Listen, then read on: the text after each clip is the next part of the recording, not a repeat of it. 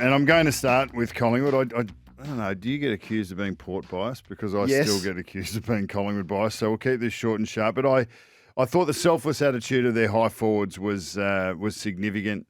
The work rate, and it can be a thankless task at times. It's one of the toughest roles in the game to play.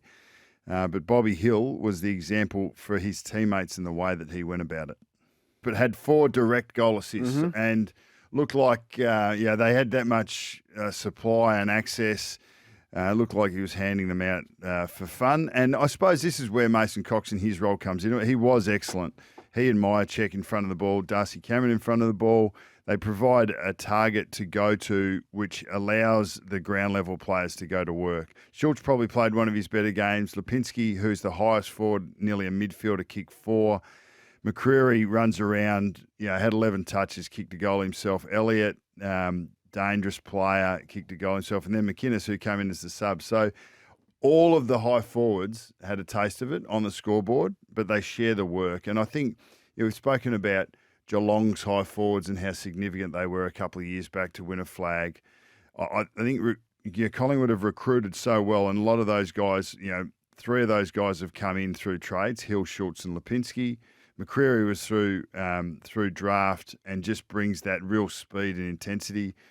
Ginnivan's not missed when you see that group, because it's deep and you're not going to rely on one of those guys to play out of the box every week, because there's so many of them to share the load. Schultz have been battling, and it's right maybe halfway through the second quarter. He had 3 touches, he'd had some misses, and it hasn't quite worked for him.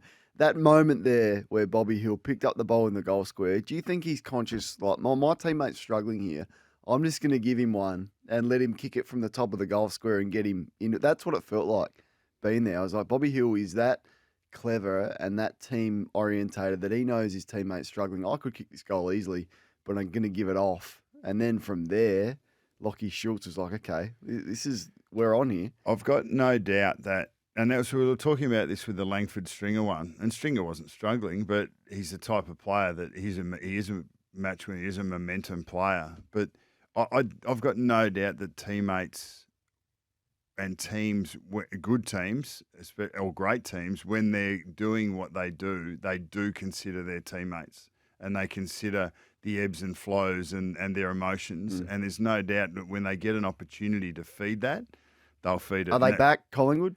I don't think there's much doubt about that. Yeah. Like their performance against Hawthorn last week asked questions, because especially the second half, because they let that go.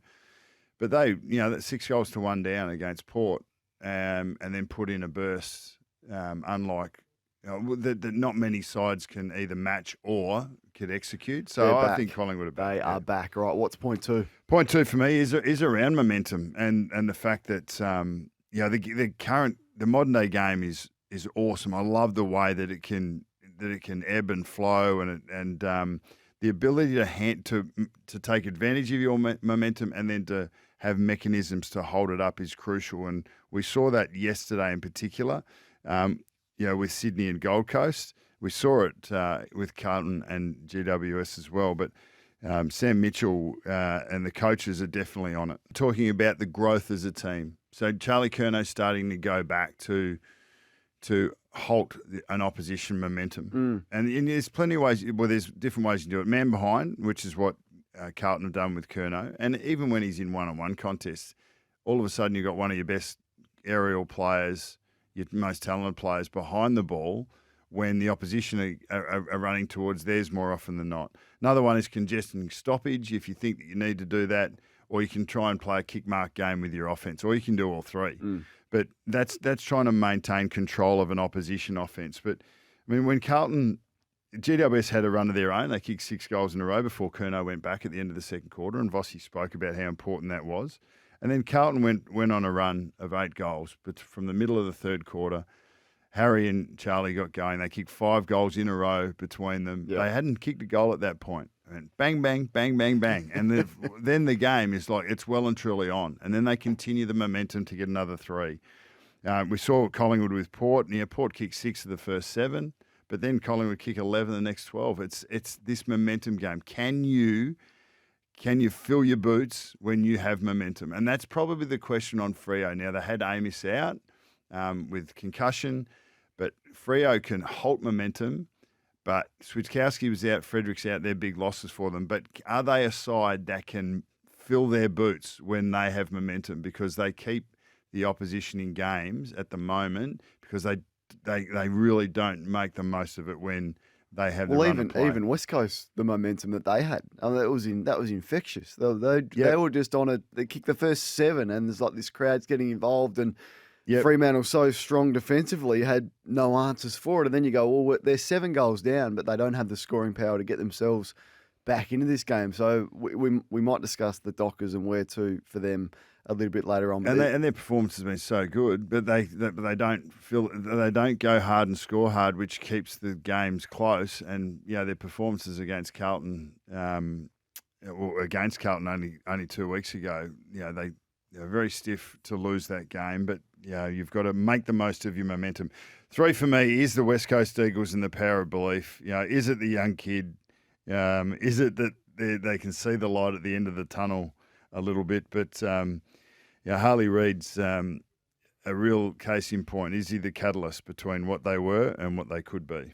In the burst at the end of the first quarter. So he takes a really nice mark, a clever mark at the top of the goal square. Just clever or brilliant? No, the first one was pretty good. It was understanding where the player was coming. It was a bit. Here we go.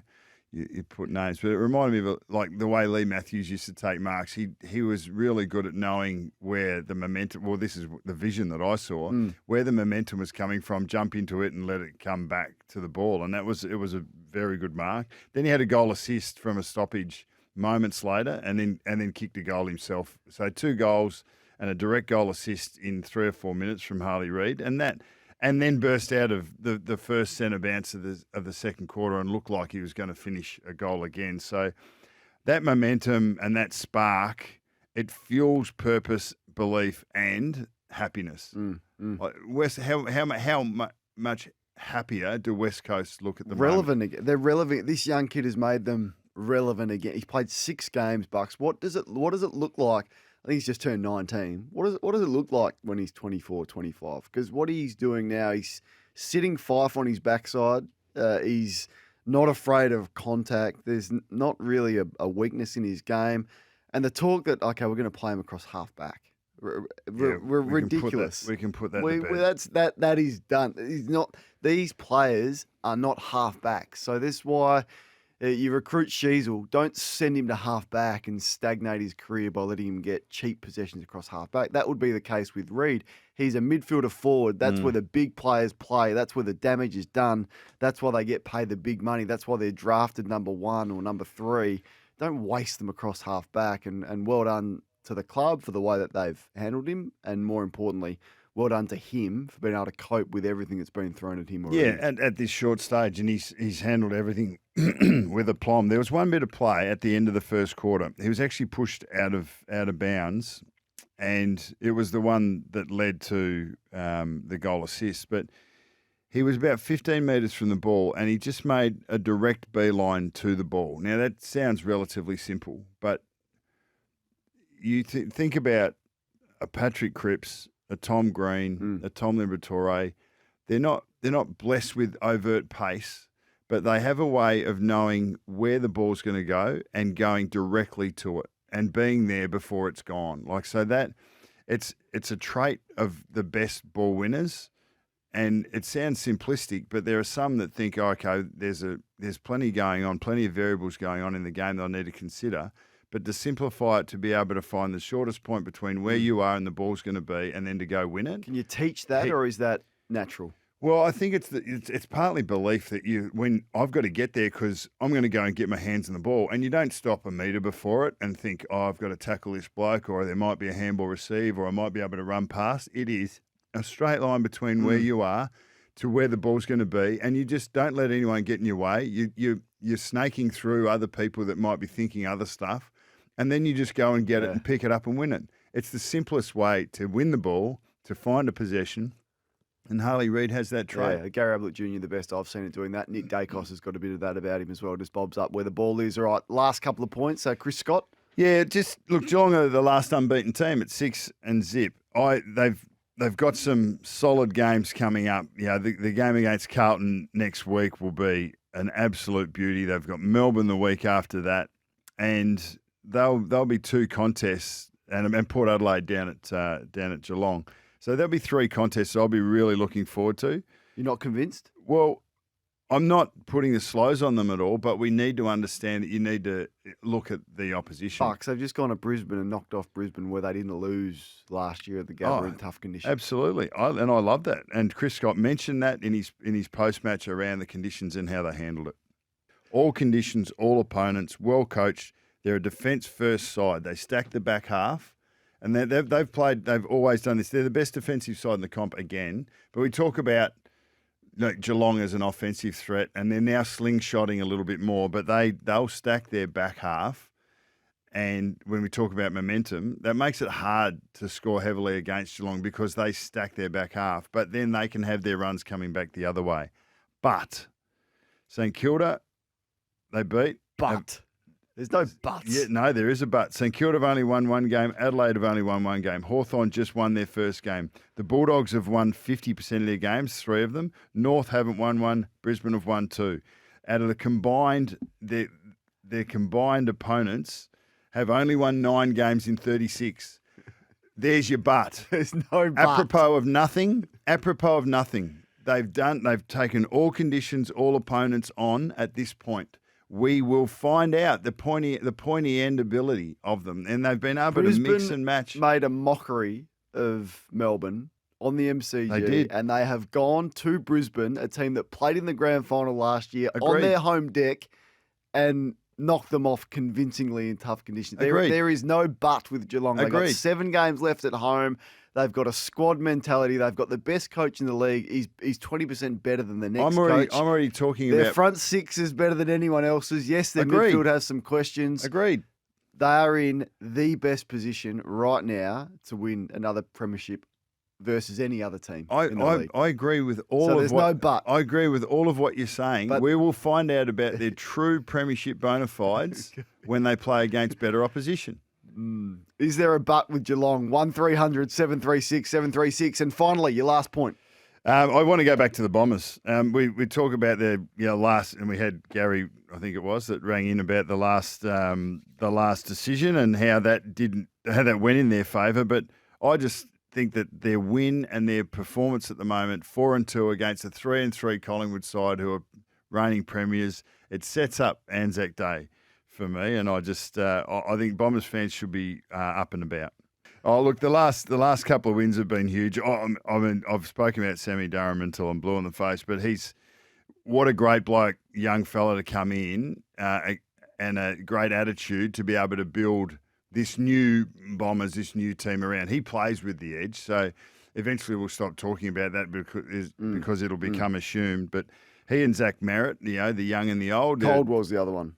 Caldwell's done really well. I love Harrison Jones at the front, and he will stay in the side. When Wright comes back in, it'll be for one of Draper or Goldstein. It can't be for Jones. It's not going to be for Langford. Correct. It's not going to be for Stringer.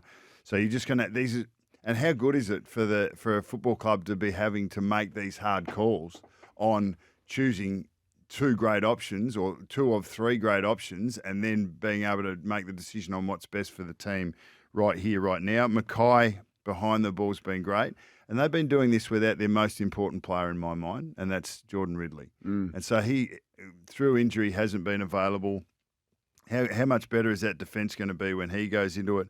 Perkins is probably a young midfielder coming through, but the question mark here is, have they added defence and team defence to their list of weapons? Need a bit more evidence to answer that question. We do, absolutely we do. But Adelaide, one of the better boys teams, not so much this year, but from 30 rebounds, just the 2 scores, just 1 goal. So that was part of Essendon's performance. If I'm a fan, I'm loving that, and I want to see that more, because if we can add that to our bows. Makeup. Our makeup. Yeah. String. Add that string to our bow. That's it. That's correct. Got there. then I'd be even happier. But yeah, I think they're on the way. They're looking good. The buck stops here. But there's butts with them as well, Don't mate. give There's me butts with everyone. Don't give me butts with. Don't give me butts with Geelong. You can give me butts with Essendon. I'll cop those butts, but I'm not copping butts with Geelong. Let's straighten up because I want to ask you a serious question about how you would handle the two poor efforts from Josh Rachele in the last 5 minutes of that game on Friday night, where he clearly was worried about getting contact. Now, the game has changed in terms of feedback that you give to young players, Bucks. You're coaching Adelaide this morning. What is the best way to handle that young man? Well, one is he's already received a whole heap of feedback about it, whether it's from teammates in terms of support or challenge, whether it's from the media. And the coaching group, you understand there's probably 10 coaches. So who gives that feedback? The senior coach? Maybe up front directly it comes from the senior coach and that's a bit sharper, but it'd be more his line coach. And Scotty Burns actually does the forwards. So I'd imagine Burnsy will sit there and you'll have a look at the vision and what do you reckon? And it'll be a combination of intent, effort, and technique.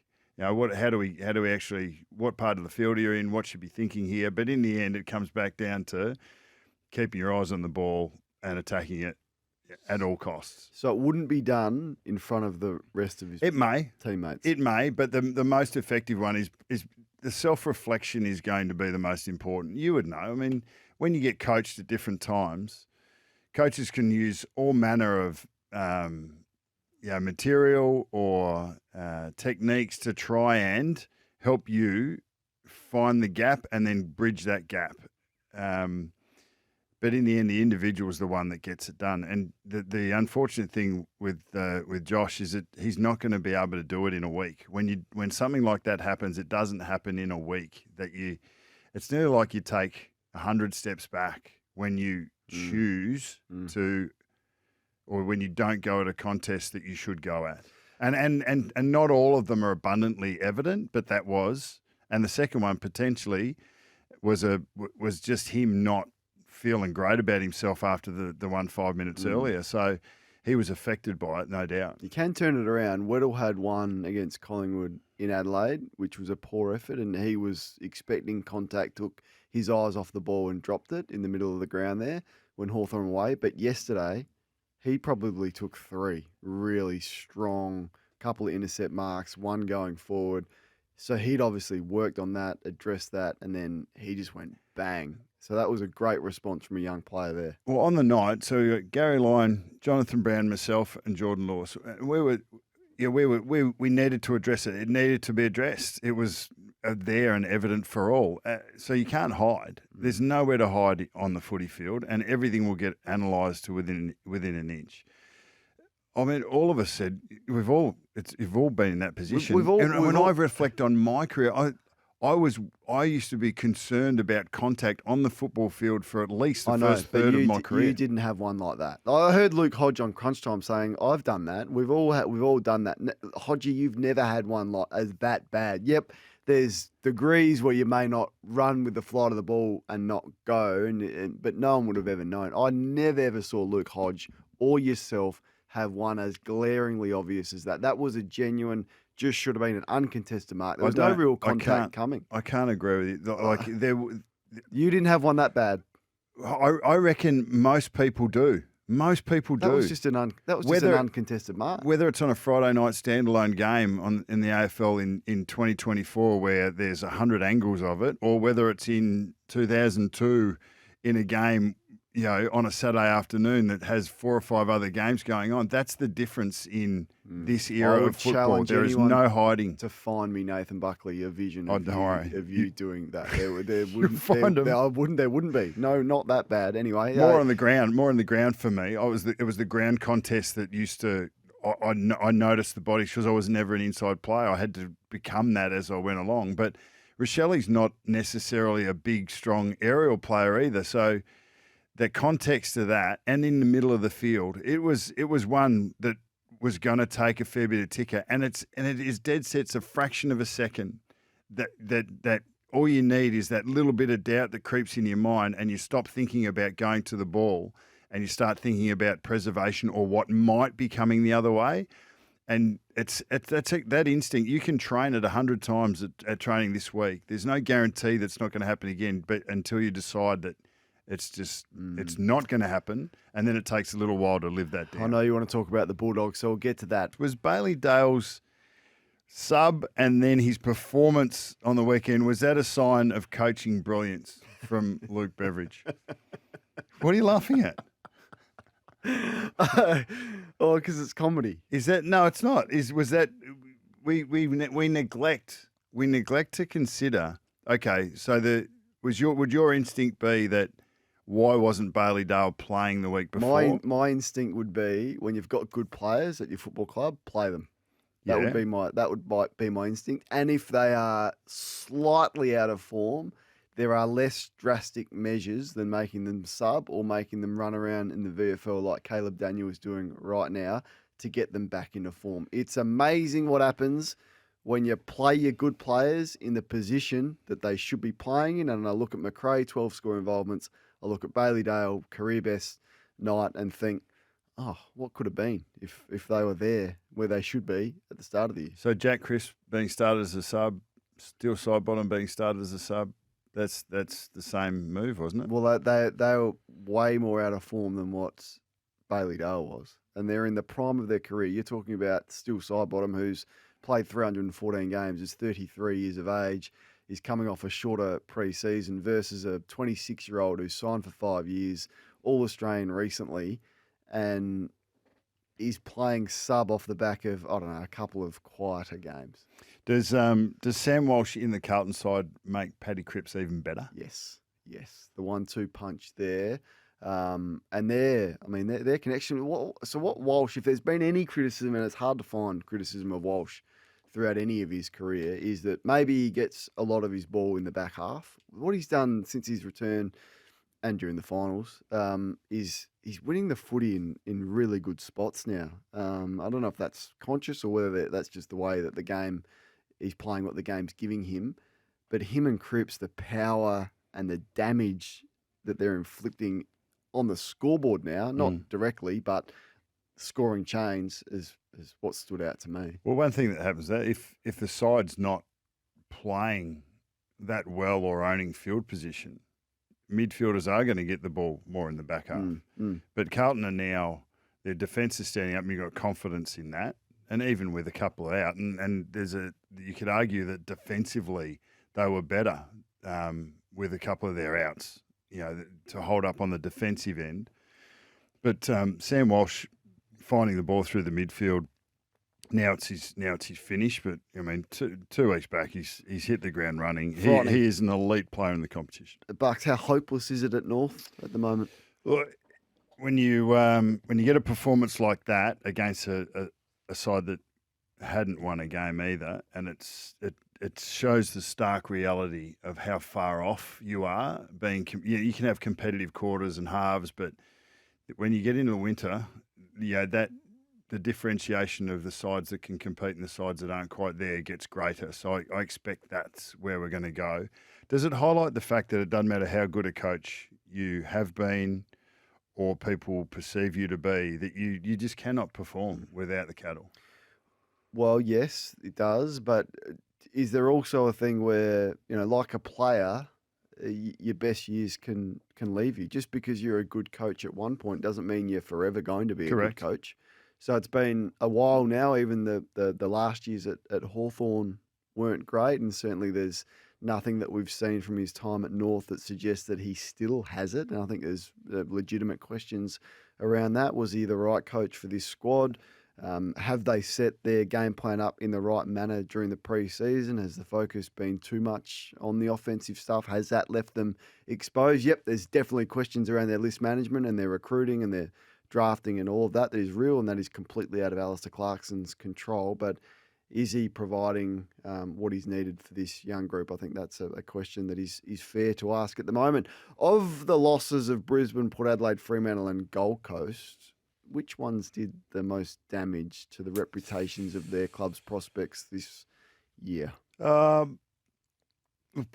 can't believe that Brisbane have lost their 3 home games, isn't it? I mean, it's Carlton, Collingwood, and Geelong, like 3 sides that have obviously Collingwood have come good later, and that was an important win for them at 0-3 up there in Brisbane, the Carlton game in round one. But Brisbane would be concerned that we just haven't taken a scalp at home yet, so that would be on their liver. They'd be thinking about that, and they'll be wanting to right that wrong really quickly. This Gold Coast are disappointing, though, aren't they? That would, well, come on. There's no doubt. And I think like Damien Hardwick was really strong on that. I reckon say I mean, and Gold Coast have been very competitive, and they've been pretty good. But that response or that performance, you sort of think, okay, well, that's the Gold Coast that we used to know. I reckon you've got a very different attitude from the coach and from the players. They'll be dirty on that. Not just disappointed, but they'll be filthy with their performance. Young players are going to have a little bit of ups and downs, but I think they'll feel like they lowered their colours despite the opposition's quality. And I think that was reflected in Damien Hardwick's comments. We've got to go back to the drawing board. We'll coach, we'll grow. One loss that stands up in a presser, and it makes sense in a presser, and you can still draw that line. But when you've had 6 in a row, and when you haven't performed, and your performances have slowly diminished, that's where it becomes hard as a coach to sell the dream when it looks like you're going backwards and you don't have the cattle to be able to get it done. The other side I think to consider is Fremantle, and that was obviously that's a little bit about expectation with West Coast. But West Coast are a very different prospect now than they were a month ago, and even their loss to Sydney and Gather Round up in the hills was their competitiveness was right up there. And they look like it. Yo's up and going. Kelly's up and going. Waterman's doing his job at the front. They found a couple. Like Bailey Williams looked like, he was marking everything. Young Hoff off the back has become a really good player for them. Doug and Oscar Allen when he comes to. So they're a different mix. But then ask the question of Freo. Like they've lost a couple of players. Switkowski's a bit of their heart and soul, I reckon, and he provides real bite and energy through the middle of the field, defensively more than anything. Frederick with his legs. So, and losing Amos was significant in the for the setup, but they just struggle to score heavily. So they defend really well, but they struggle to score heavily. They need to keep adding that to their mix. But they've had a couple of close losses, but they wouldn't be happy with dropping that one.